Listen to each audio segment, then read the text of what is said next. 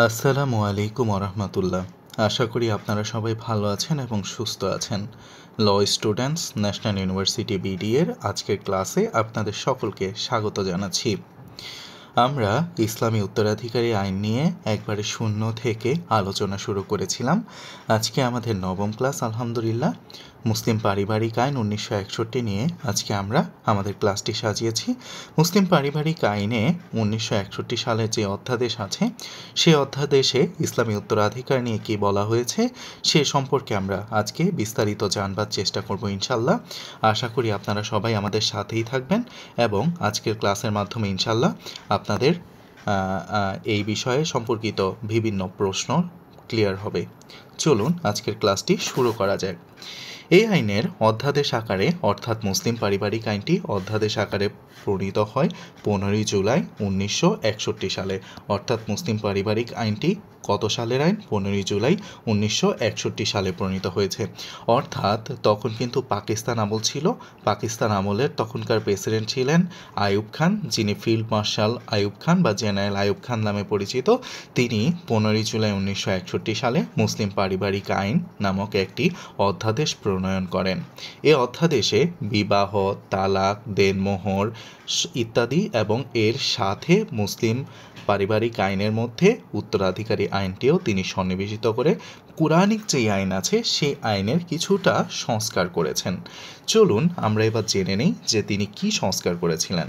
মুসলিম পারিবারিক আইন 1961 মোতাবেক যদি পিতা বা মাতার পূর্বেই তাদের সন্তান মারা যায়, উক্ত মৃত পুত্র অথবা মৃত কন্যার ঘরে যদি সন্তান থাকে, তবে ওই সন্তানেরা মৃত পিতা বা মৃত মাতার সম্পত্তির উত্তরাধিকারী হবে, যা কোরআনিক আইনের পরিপন্থী। লক্ষ্য করুন, যদি পিতা বা মাতার আগে কোনো সন্তান, সেই সন্তান হতে পারে কন্যা সন্তান, সেই সন্তান হতে পারে পুত্র সন্তান, যদি মৃত্যুবরণ করে, তবে ওই মৃত সন্তানের অর্থাৎ সেই মৃত সন্তান পুত্র হতে পারে, কন্যা হতে পারে, ওই মৃত সন্তানের উত্তরাধিকারী হিসাবে যদি কোনো পুত্র বা কন্যা থেকে থাকে, তবে ওই সন্তানের যেই উত্তরাধিকার হিসাবে ওই মৃত পুত্র বা মৃতের পুত্র বা মৃত সন্তানের পুত্র বা মৃত সন্তানের কন্যা হচ্ছে সম্পত্তির উত্তরাধিকারী হবে। এটাই হচ্ছে 1961 সালের আইন। এই 1961 সালের আইনটি কিন্তু কোরআনিক আইনের পরিপন্থী। একটু লক্ষ্য করুন, আমরা আরেকটি খালি পেজ নেই। ধরেন যে কোনো ব্যক্তি, ধরলাম যে কোনো ব্যক্তি ক এর হচ্ছে 4 জন ছেলে রয়েছে। ছেলে 1, 2, 3 আর হচ্ছে 4, এই 4 জন ছেলে রয়েছে। এর মধ্যে 2 নম্বর ছেলে মৃত্যুবরণ করলো, এ হচ্ছে মৃত, ঠিক আছে। তো এই ছেলের ঘরে হচ্ছে এক পুত্র আছে আর হচ্ছে এক কন্যা আছে, ঠিক আছে। এক পুত্র আর এক কন্যা আছে হচ্ছে মৃত যেই সন্তান আছে 2 তার ঘরে। এখন দেখেন, ইসলামী শরীয়ত বলে যে 1 পাবে, 3 পাবে আর 4 হচ্ছে কয়ের সম্পত্তির উত্তরাধিকার হবে। মৃত ব্যক্তি কখনো সম্পত্তির উত্তরাধিকার হয় না ইসলামী ফারায়েজ মতে। যেই জন্য হচ্ছে মৃত ব্যক্তির যেই পুত্র বা কন্যা রয়েছে তারা হচ্ছে উত্তরাধিকার বঞ্চিত হবে। এটা হচ্ছে ইসলামী ফারায়েজের নীতি। ইসলামী ফারায়েজের এই নীতির কারণ হচ্ছে এইখানে এই যে মৃত পুত্রের পুত্র বা কন্যাকে যদি সম্পদ দেওয়া হয়, তাহলে এই যে 3-এরও হচ্ছে পুত্রকন্যা থাকতে পারে, 4-এরও পুত্রকন্যা থাকতে পারে, 1-এরও পুত্রকন্যা থাকতে পারে, তাদেরকেও সম্পদ দিতে হবে। কারণ ইসলাম বলে যে সমস্তরের সকলে হচ্ছে সম্পত্তি পায়। সুতরাং এই বিরোধ এড়ানোর জন্য ইসলাম কি করেছে, যে মৃতের পুত্র থাকুক আর কন্যা থাকুক, ফারায়েজ অনুসারে মৃতের যে মৃত পুত্র সে হচ্ছে সম্পদ পাবে না, তার পুত্র কন্যারাও হচ্ছে সম্পদ পাবে না। কিন্তু ইসলাম আরেকটি কথা বলে দিয়েছে, এই যে মৃত ব্যক্তির সম্পদের যে অংশ পেত সেটা হচ্ছে 3-এর কাছে গেছে, 4-এর কাছে গেছে বা 1-এর কাছে গেছে। এই যে 3-এর কাছে, 4-এর কাছে, 1-এর কাছে যেই সম্পদটা গেল, এই সম্পদটা কেন গেল জানেন?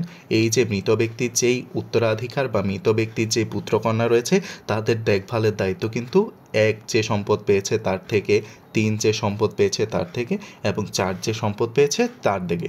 কিন্তু তৎকালীন সমাজ ব্যবস্থায় দেখা যেত যে সম্পদ নিয়ে এই যে মৃত ব্যক্তির পুত্রকন্যাকে অন্যান্য ভাই বোনেরা ভুলে যেত। তখন দেখা যেত যে এই যে মৃত ব্যক্তির কন্যা এবং পুত্র কিছুই পেত না, এবং তাদের যে ভরণ পোষণ করার দায়িত্ব তাদের অন্যান্য চাচাদের ছিল বা জ্যাঠাদের ছিল, তারাও তাদের ভরণ পোষণের দায়িত্বগুলো সঠিকভাবে পালন করছিল না। তখন আইয়ুব খান বলল যে আচ্ছা ঠিক আছে, বাদ দেই এইসব, বাদ দিয়ে আমরা একটা মৌলিক আইন করে দেই যে পিতামাতা যখন মারা যাবে, যদি তাদের মৃত্যুর পূর্বেই হচ্ছে তাদের কোনো সন্তান মারা যায় এবং ওই সন্তানের যদি কোনো পুত্র বা কন্যা থেকে থাকে, তবে ওই সন্তান যতটুকু পেত ততটুকু হচ্ছে ওই এক পুত্র বা এক কন্যা পেয়ে যাবে। আইয়ুব খানের এটা হচ্ছে ফরায়েজ অনুসারে, ঠিক আছে, ফরায়েজ।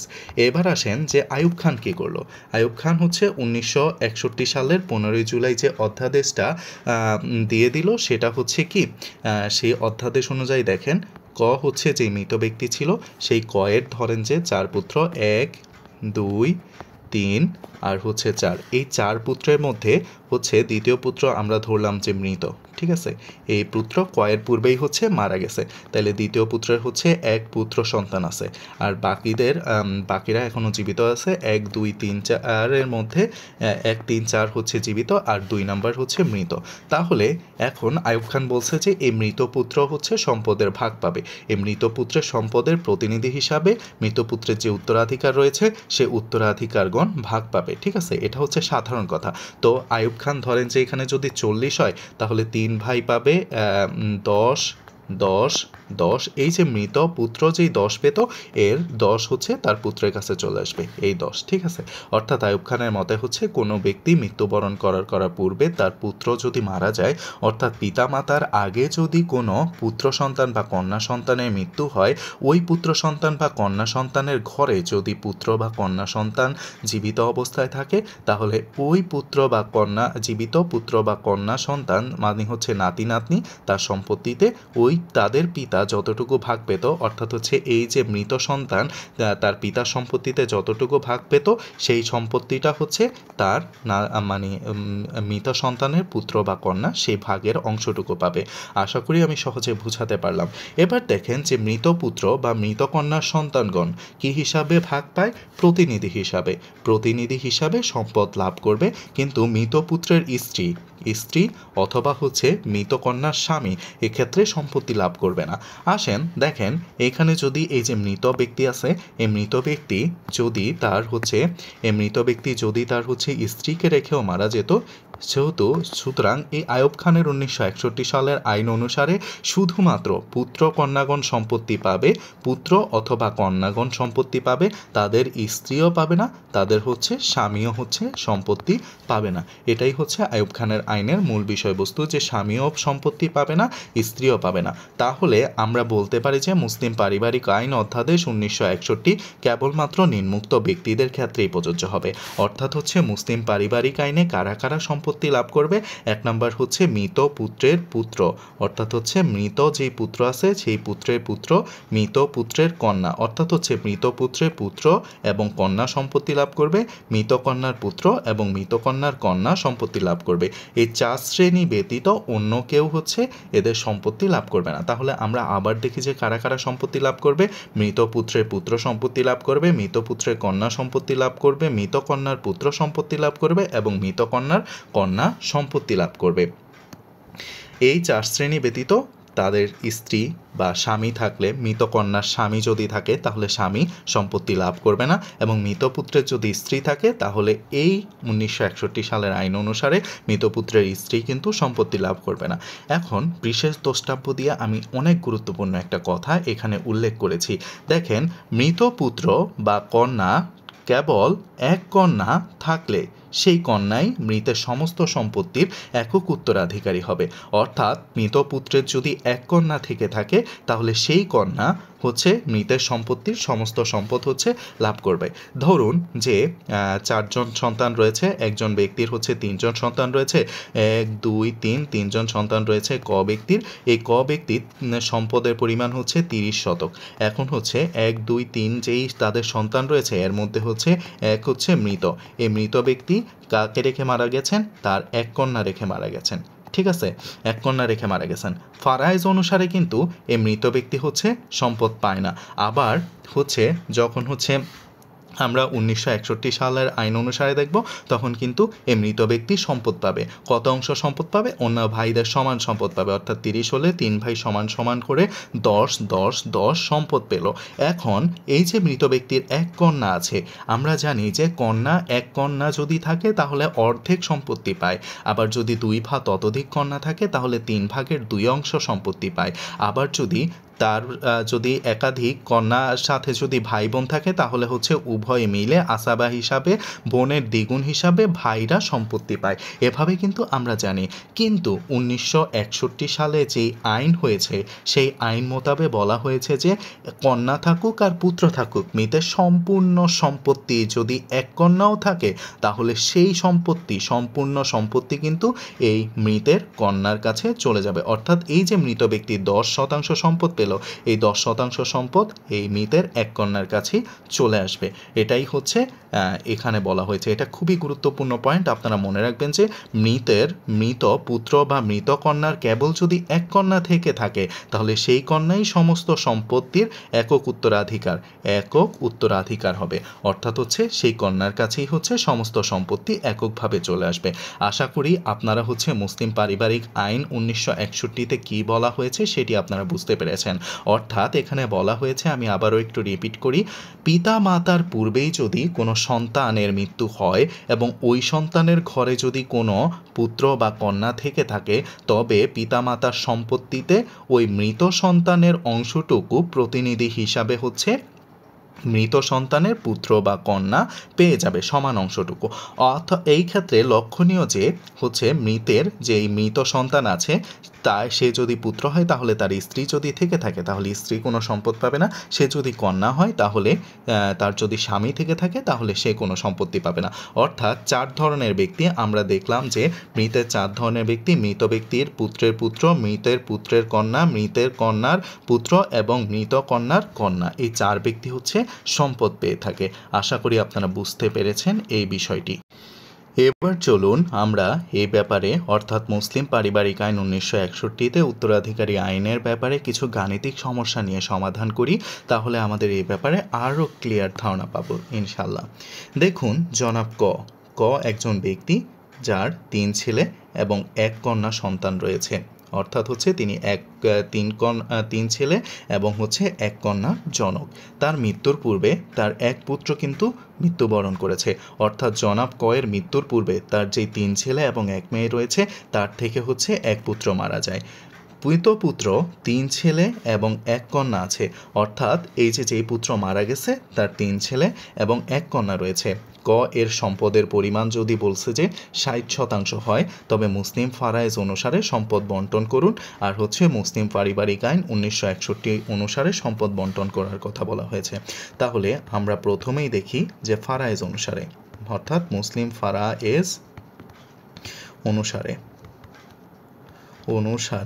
যদি আমরা সম্পদ বন্টন করতে যাই, তাহলে দেখুন মুসলিম ফারায়েজ অনুসারে সম্পদ বন্টন করতে গেলে আমরা দেখি যে আমরা প্রথমেই কিন্তু আপনাদেরকে বলেছি যে যখনই আপনারা সম্পদ বন্টন করুন না কেন, প্রথমেই কিন্তু ফ্লো চার্টটা এঁকে নেবেন।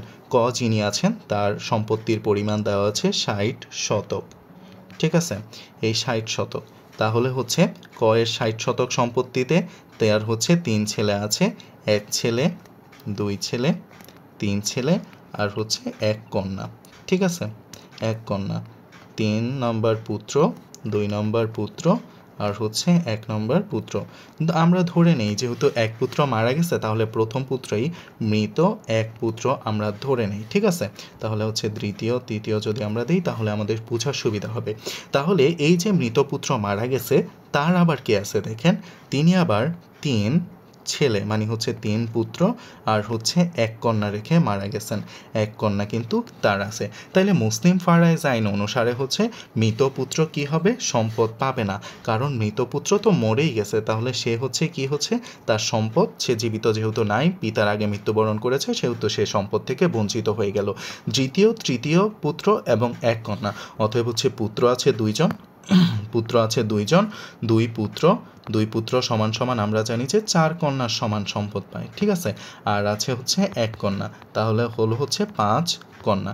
তাহলে এই যে 5 যদি আমরা এখন যদি ভাগ করতে যাই 5 দিয়ে যদি কন্যাটা বের করি আমরা, তাইলে 1 কন্যা পাবে 60 ভাগ হচ্ছে 60 ভাগ হচ্ছে 60 ভাগ হচ্ছে 5, তাইলে হচ্ছে 5 12 60, অতএব হচ্ছে 12। আমরা জানি যে 1 কন্যার দ্বিগুণ পায় এক এক পুত্র, তাহলে হচ্ছে পুত্ররা পাবে হচ্ছে দ্বিতীয় পুত্র পাবে 24, তৃতীয় পুত্র পাবে হচ্ছে 24, আর এই পুত্র হচ্ছে বঞ্চিত। তাহলে মুসলিম ফারায়েজ অনুসারে মৃত পুত্র কিন্তু বঞ্চিত হয়ে গেল, তৃতীয় পুত্র এবং কন্যা সম্পত্তির ভাগীদার হলো। আপনারা আশা করি এটি বুঝতে পেরেছেন। এবার যদি আমরা পরবর্তী ধাপে আসি যে 1961 সালের আইন অনুসারে, মানে হচ্ছে ইসলামিক পারিবারিক আইন, মুসলিম পারিবারিক আইন 1961 অনুসারে যদি আমরা দেখি, তাহলে ওই ফ্লোচার্টটি আবারও যদি আপনারা এখানে লিখে ফেলবেন, তাহলে ফ্লোচার্টের মধ্যে আপনারা দেখেন যে প্রথমেই হচ্ছে লিখে ফেলবেন কয়ের সম্পত্তির টোটাল পরিমাণ কত, 60%, প্রথম দ্বিতীয় তৃতীয় পুত্র, প্রথম দ্বিতীয় তৃতীয় পুত্র, আর হচ্ছে 1 কন্যা, মানে হচ্ছে 1 কন্যা। তাহলে আমরা যেহেতু ধরেছিলাম যে প্রথম পুত্র হচ্ছে মৃত, প্রথম পুত্র আমরা লিখে ফেলি পুত্র, তাহলে মৃত প্রথম পুত্র, প্রথম পুত্রের ঘরে আবার হচ্ছে 3 পুত্র আর হচ্ছে 1 কন্যা রেখে তিনি মারা গেছেন। এখন 1961 সালের আইন অনুসারে কিন্তু এই যে আইয়ুব খান যে আইন করেছেন সেই অনুসারে কিন্তু মৃত পুত্র অন্যান্য পুত্রের সমান অনুসারে সম্পদ পাবে, অর্থাৎ হচ্ছে 60 যদি আমরা যদি 1961 অনুসারে এখানে দেখেন যে 1 2 3, অর্থাৎ হচ্ছে 1 পুত্র 2 পুত্র 3 পুত্র, অর্থাৎ হচ্ছে 3 পুত্র সমান সমান হচ্ছে 6 কন্যা, আর হচ্ছে আরেক কন্যা রয়েছে 1 কন্যা, তাহলে হচ্ছে 1 কন্যা কত অংশ পায়, 1 কন্যাকে হচ্ছে এই যে 7 কন্যার থেকে 7 দিয়ে যদি আমরা 60কে ভাগ দিই, তাহলে 1 কন্যা পাবে হচ্ছে 8, সরি আমি ইংলিশে না লিখে বাংলায় লিখি তাহলে সুবিধা হবে, 8.57 শতক, তাহলে 1 পুত্র পাবে হচ্ছে 17.1428 শতক, অর্থাৎ 17.14 লিখলে আমরা পারি 17.14। এখানে কিন্তু মৃত পুত্র যেহেতু 1961 সাল অনুসারে সকল পুত্র সমান, মৃত বা জীবিত দেখার সময় নেই, সুতরাং হচ্ছে 17.14 শতক এই পুত্র পেল, ঠিক আছে। তখন এই পুত্রের যারা আছে যেই কন্যা, 1 কন্যা তাহলে কত পেবে, 3 পুত্র আর হচ্ছে 1 কন্যা, তাহলে হচ্ছে 3 দুগুণে হচ্ছে 6 আর হচ্ছে 7 দিয়ে হচ্ছে 17কে ভাগ দিতে হবে। এবার 7 দিয়ে যদি আপনারা 17কে ভাগ দেন, তাহলে হচ্ছে 1 কন্যা পায় হচ্ছে 2.4487 শতাংশ, আর 3 পুত্র বাকি অংশ পায়, তাহলে 1 পুত্র এই কন্যার 1 কন্যার দ্বিগুণ করে পায়, তাহলে প্রথম পুত্র পায় হচ্ছে 4.89, দ্বিতীয় পুত্র পায় হচ্ছে 4.89, তৃতীয় পুত্র পায় হচ্ছে 4.89 শতক করে জায়গা। আসলে আপনারা আশা করি বুঝতে পেরেছেন যে 1961 অনুসারে কিন্তু মৃত পুত্র হচ্ছে অন্যান্য পুত্রের সমান ভাগ পায় এবং মৃত পুত্রের অংশ তার পুত্র এবং কন্যাদের মাঝে সমান হারে বণ্টিত হয়। আশা করি আপনারা অঙ্কটি বুঝতে পেরেছেন। মুসলিম ফারায়েজ অনুসারে হচ্ছে মৃত পুত্র কি হয় না, মৃত পুত্র হচ্ছে সম্পত্তির উত্তরাধিকার পায় না, কিন্তু হচ্ছে আবার হচ্ছে 1961 সালের আইন অনুসারে মৃত পুত্রের যে সকল উত্তরাধিকার রয়েছে তারা হচ্ছে ওই পুত্রের সমান অংশের ভাগীদার হয়, অর্থাৎ হচ্ছে মৃত পুত্র যে 3 পুত্র এবং 1 কন্যা রেখে মারা গেছেন, 1 কন্যা পেল এত, এরপরে প্রথম পুত্র দ্বিতীয় পুত্র তৃতীয় পুত্র পেল এত, এবং দ্বিতীয় পুত্র তৃতীয় পুত্র 1 কন্যা এটা হতে পেল এত। আশা করি আপনারা এই অঙ্কটি বুঝতে পেরেছেন। চলুন আরেকটি সমস্যা নিয়ে আমরা আলোচনা করি। দেখুন জনাব খ সাহেব যিনি হচ্ছে 2 পুত্র সন্তান এবং 1 কন্যা সন্তানের জনক, অর্থাৎ জনাব খ সাহেবের 2 জন পুত্র রয়েছে এবং 1 জন কন্যা সন্তান রয়েছে।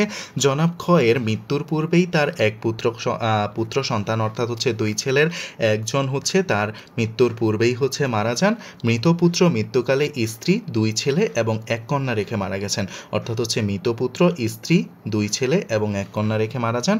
জনাব খ এর মোট সম্পত্তি যদি 80 শতক হয়, তাহলে মুসলিম ফারায়েজ অনুসারে আর মুসলিম পারিবারিক আইন 1961 অনুসারে বন্টনের কথা বলা হয়েছে। তাহলে আমরা প্রথমেই হচ্ছে ফারায়েজটা দেখি। ফারায়েজ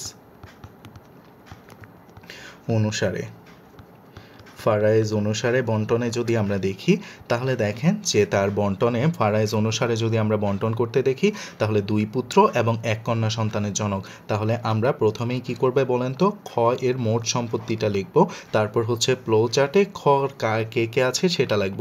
প্রথম পুত্র, দ্বিতীয় পুত্র এবং হচ্ছে 1 কন্যা, 1 কন্যা, 1 পুত্র, দ্বিতীয় পুত্র, 1 কন্যা।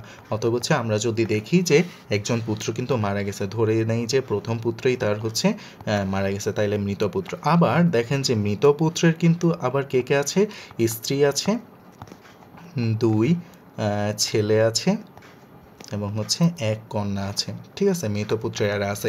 এখন বলছে যে তাদের মধ্যে হচ্ছে সম্পত্তিটা ভাগ করতে। ঠিক আছে, এবার দেখুন যে জনাব খয়ের সম্পত্তি হচ্ছে 80 শতক। তাহলে তার কিন্তু এই যে মৃত পুত্র, মুসলিম ফারায়েজ অনুসারে এই মৃত পুত্র কিন্তু মৃত্যুর কারণে হচ্ছে কারণ পিতার মৃত্যুর আগে হচ্ছে পুত্র মৃত্যুবরণ করেছে, সেহেতু এই মৃত পুত্র কিন্তু বঞ্চিত হয়ে গেছে।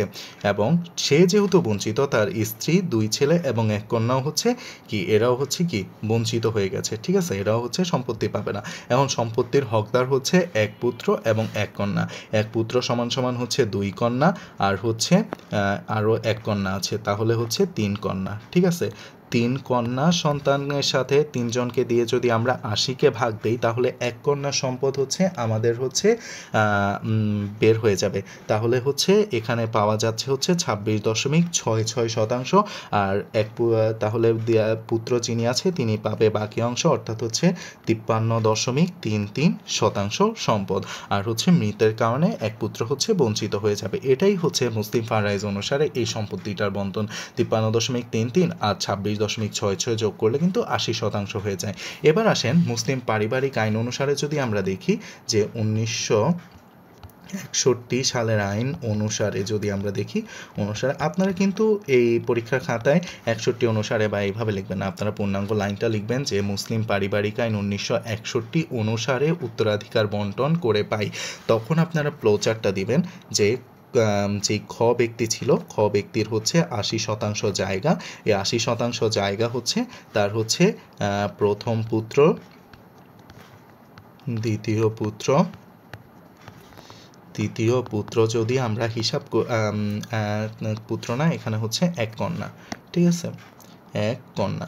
তাহলে আমরা দেখলাম যে প্রথম পুত্র হচ্ছে কি মারা গেছে, মৃতের প্রথম পুত্র। এই প্রথম পুত্রের ঘরে কে কে আছে বলেন তো, স্ত্রী, 2 পুত্র আর হচ্ছে 1 কন্যা রেখে হচ্ছে এই পুত্র মারা গেছে। অর্থাৎ হচ্ছে খ এর 1 ছেলে তার জীবিত থাকাকালীন অবস্থায় মারা গেছে। খ এর ওই ছেলের ঘরে স্ত্রী আছে, 2 পুত্র সন্তান আছে এবং 1 কন্যা আছে।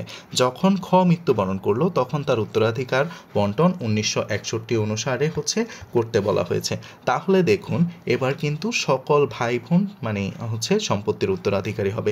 এখানে 1961 অনুসারে মৃত ব্যক্তির যে পরিমাণ সম্পদ তা তার উত্তরাধিকারীগণ পাবে। তাহলে প্রথম পুত্র দেখেন, প্রথম পুত্র, দ্বিতীয় পুত্র এবং 1 কন্যা। তাহলে এখন হচ্ছে 1 কন্যা আর হচ্ছে 1 কন্যা তো আছেই, আর হচ্ছে 2 ভাই সমান সমান হচ্ছে 4 কন্যার সমান, তাহলে হচ্ছে 5। এবার যদি আমরা হচ্ছে 5 দিয়ে যদি ওদেরকে ভাগ দেই, 80-কে ভাগ দেই, তাহলে 1 কন্যা পাবে হচ্ছে 16% সম্পদ। হ্যাঁ, 16। আর হচ্ছে তাহলে 1 পুত্র পাবে হচ্ছে কন্যার দ্বিগুণ, 16 দুগুণে হচ্ছে 32 আর হচ্ছে এইখানেও থাকে হচ্ছে 32।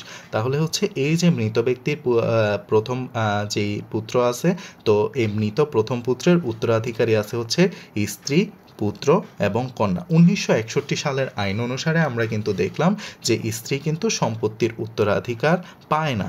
সুতরাং হচ্ছে 1961 সালের আইন অনুসারে কোনো ব্যক্তির জীবিত অবস্থায় তার সন্তান যদি মৃত্যুবরণ করে, তার উত্তরাধিকারীদের মধ্যে তার কন্যা এবং পুত্রই কেবলমাত্র হচ্ছে সম্পত্তি লাভ করে, স্ত্রী বা স্বামী হচ্ছে সম্পত্তি লাভ করে না। তাহলে এই 2 পুত্র আর 1 কন্যা মিলে হচ্ছে 16% সম্পদ লাভ করবে।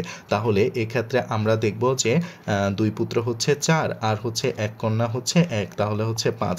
এই 5 দিয়ে যদি আমরা 32-কে ভাগ দিই তাহলে 1 কন্যার সম্পদ বের হবে।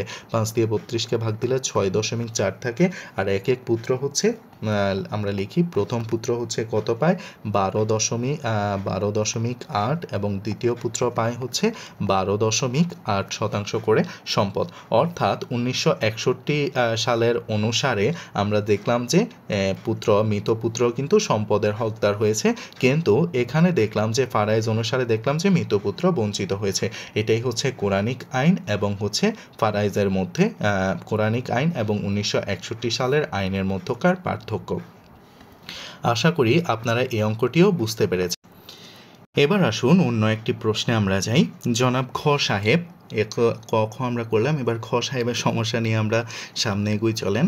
3 পুত্র সন্তানের জনক ঘ সাহেবের মৃত্যুর পূর্বেই তার 2 সন্তান হচ্ছে কি মারা যায়। প্রথম সন্তান মৃত্যুকালে 1 পুত্র এবং দ্বিতীয় সন্তান মৃত্যুকালে 1 কন্যা রেখে মারা যান। ঘ সাহেবের সম্পদ যদি 60% হয় তাহলে মুসলিম ফারায়েজ এবং হচ্ছে মুসলিম পারিবারিক আইন অনুসারে বলছে যে এই সম্পত্তিটা বন্টন করতে।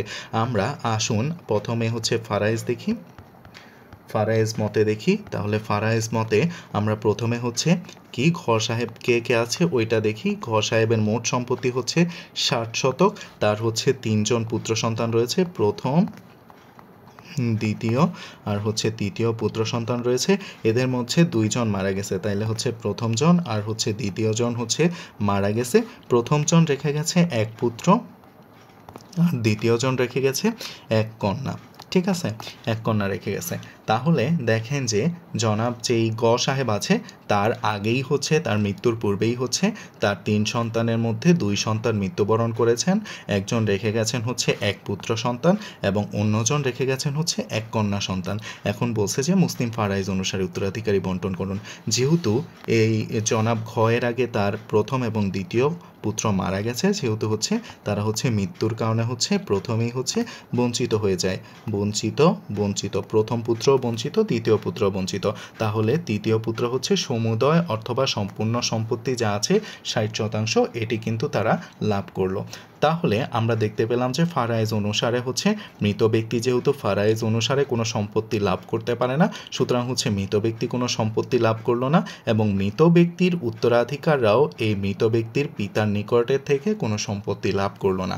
এবার আসুন যে হচ্ছে 1961 অনুসারে আমরা দেখি 1961 সালের যে আইন অনুসারে এখানে যদি আপনারা লক্ষ্য করুন তাহলে মৃত যেই ব্যক্তি আছে ঘ, এই মৃত ব্যক্তির হচ্ছে 3 জন পুত্র আছে, প্রথম পুত্র, দ্বিতীয় পুত্র এবং হচ্ছে তৃতীয় পুত্র, প্রথম দ্বিতীয় হচ্ছে এবং হচ্ছে তৃতীয় পুত্র। তাহলে প্রথম পুত্র হচ্ছে মৃত এবং দ্বিতীয় পুত্র হচ্ছে মৃত এবং এই মৃতের প্রথম পুত্রের হচ্ছে 1 জন পুত্র সন্তান রেখে মারা গেছে আর দ্বিতীয় মৃত যেই পুত্র সে হচ্ছে 1 কন্যা রেখে মারা গেছে। ঠিক আছে, আর তৃতীয় পুত্র হচ্ছে তাদের কি আছে, তিনি হচ্ছে এখনো জীবিত আছেন। তাহলে হচ্ছে ঘ এর যদি সম্পত্তি যদি 60% হয় তাহলে 1961 সাল অনুসারে পুত্র জীবিত হোক বা মৃত হোক তাদের যদি উত্তরাধিকার থাকে তাহলে তারা হচ্ছে ওই জীবিত থাকতে যে অংশ সমপরিমাণ সম্পত্তি হচ্ছে মৃত্যু থাকা অবস্থায় হচ্ছে ওই পরিমাণে অংশ পাবে। তাহলে প্রথম পুত্র পাবে 20%, দ্বিতীয় পুত্র পাবে 20% এবং তৃতীয় পুত্র পাবে 20%। অর্থাৎ হচ্ছে 3 পুত্রকে আমরা 60কে হচ্ছে 3 দিয়ে ভাগ করে হচ্ছে 20 পেলাম। ঠিক আছে, এই 20 পেলাম। এই মৃত ব্যক্তির যেহেতু 1 পুত্র রয়েছে এই পুত্র কিন্তু 20% পেল, তৃতীয় জন 20% পেল। এখন দেখেন দ্বিতীয় পুত্রের কিন্তু 1 কন্যা রয়েছে। আমরা জানি ফারাইজের ক্ষেত্রে হচ্ছে 1 কন্যা কিন্তু থাকলে অর্ধেক অংশ পায়, অর্থাৎ হচ্ছে 2 ভাগের 1 ভাগ সম্পত্তির মালিক হয় 1 কন্যা। 1 জন থাকলে, ঠিক আছে, 2 জন বা তার বেশি যদি থাকে তাহলে 3 ভাগের 2 অংশের মালিক হয়। ঠিক আছে, আর পুত্র কন্যা যদি একসাথে থাকে, পুত্র এবং হচ্ছে কন্যা যদি একসাথে থাকে, পুত্র প্লাস কন্যা যদি থাকে তাহলে হচ্ছে আসাবা মানে হচ্ছে হারাহারি ভাগে সম্পত্তি পায়। আসাবা বা অবশিষ্ট যেই সম্পত্তি থাকে তার পুরোটা হচ্ছে পুত্র পাবে 2 গুণ, কন্যা পাবে 1 গুণ, এই হিসাবে হচ্ছে সম্পত্তিটা হচ্ছে পায়। কিন্তু লক্ষ্য করুন 1961 সালের যেই মুসলিম পারিবারিক আইনের উত্তরাধিকারী নীতি, সেখানে আইয়ুব খান যেই আইন করেছিলেন সেই অধ্যাদেশে বলা হয়েছে, দেখুন আমি যে লাল কালি দিয়ে প্রথমেই আপনাদেরকে দেখিয়েছিলাম যে অংশটুকু, যে মৃত ব্যক্তির পুত্র বা কন্যা কেবল যদি এক কন্যাও থাকে সেই কন্যাও মৃতের এই যে সমস্ত সম্পত্তি, দেখুন এই কথাটা খুবই গুরুত্বপূর্ণ, সমস্ত সম্পত্তির একক উত্তরাধিকারী হবে। এখন আমরা এই যে 3 নম্বর সমস্যাটা আমরা দেখলাম, এই সমস্যায় কিন্তু এই যে এক কন্যা রয়েছে, তাহলে এই এক কন্যা কিন্তু মৃতের সমস্ত সম্পত্তির একক মালিকানা হবে। ফারায়েজ থাকলে কিন্তু হচ্ছে অর্ধেক মালিকানা হতো, কিন্তু এখানে কিন্তু এক কন্যা হচ্ছে সম্পূর্ণ অংশের মালিকানা হয়েছে। আশা করি আপনারা এই অঙ্কটিও বুঝতে পেরেছেন যে এখানে ফারায়েজে মৃত ব্যক্তির যেই 2 পুত্র আগেই মৃত্যুবরণ করেছে তারা কিন্তু মৃত্যুর কারণে, পিতার আগে মৃত্যুর কারণে তারা কিন্তু বঞ্চিত হয়ে গেছে, কিন্তু 1961 সালের আইন অনুসারে ওই মৃত পুত্ররা কিন্তু বঞ্চিত না, ওই মৃত পুত্ররা জীবিতর মতো করেই যতটুকু সম্পত্তি পেত মৃত্যুর পরেও হচ্ছে ততটুকু সম্পত্তিই পাবে, এবং প্রথম মৃত ব্যক্তির এক পুত্র তার সম্পত্তিতে 20% পেল, এবং দ্বিতীয় যেই মৃত পুত্র রয়েছে তার এক কন্যা রেখে মারা গেছে। আমরা কিন্তু জানলাম যে মৃত ব্যক্তি যদি কোনো ব্যক্তির মৃত্যুর পূর্বেই তার পুত্র বা কন্যা সন্তান মারা যায় এবং তার যদি কেবলমাত্র একজন কন্যাও থেকে থাকে, তাহলে এক কন্যাই সমস্ত সম্পদ একলা হচ্ছে ভাগিদার বা হচ্ছে একলা উত্তরাধিকার হিসাবে মনোনীত হবে, একক উত্তরাধিকার হিসাবে সমস্ত সম্পত্তি পেয়ে যাবে, অর্থাৎ এই 20% সম্পদ কিন্তু তারা পেয়ে গেল। এবার অন্য একটি প্রশ্ন আপনাদের জন্য রইল, এই প্রশ্নটি আমি আপনাদেরকে প্রশ্নটি পড়ে দিই যে ঘ সাহেবের 2 পুত্র সন্তানের জনক, অর্থাৎ ঘ সাহেব হচ্ছে 2 জন পুত্র সন্তান রয়েছে, ঘ সাহেবের মৃত্যুর পূর্বে 2 পুত্র সন্তান মারা যায়, প্রথম পুত্র এক পুত্র সন্তান এবং দ্বিতীয় পুত্রের মৃত কন্যার পুত্র রেখে মারা গেছে, তাহলে ঘ সাহেবের সম্পদ যদি 60 শতক হয় তাহলে মুসলিম পারিবারিক আইন 1961 সালে এই সম্পত্তি বন্টন করার কথা বলা হয়েছে। আশা করি আপনারা এই অঙ্কটি করবেন এবং কোনো প্রকার সমস্যা হলে আমাকে কমেন্ট বক্সে কমেন্ট করে জানাবেন, ইনশাল্লাহ আমি চেষ্টা করব আপনাদেরকে সমাধান দেওয়ার জন্য। Law student national university BD এর আজকের আয়োজনে থাকার জন্য, শুরু থেকে শেষ পর্যন্ত আলোচনা শোনার জন্য এবং যারা ক্লাসটি করেছেন মনোযোগ দিয়ে তাদের সকলকে আন্তরিক শুভেচ্ছা জানাচ্ছি। ইনশাল্লাহ পরবর্তীতে অন্য কোনো টপিকস নিয়ে আমাদের আবারও আলোচনা হবে। সেই পর্যন্ত সকলে সুস্থ থাকেন, ভালো থাকেন, আমাদের জন্য দোয়া করবেন। আসসালামু আলাইকুম ওয়া রাহমাতুল্লাহি ওয়া বারাকাতুহু।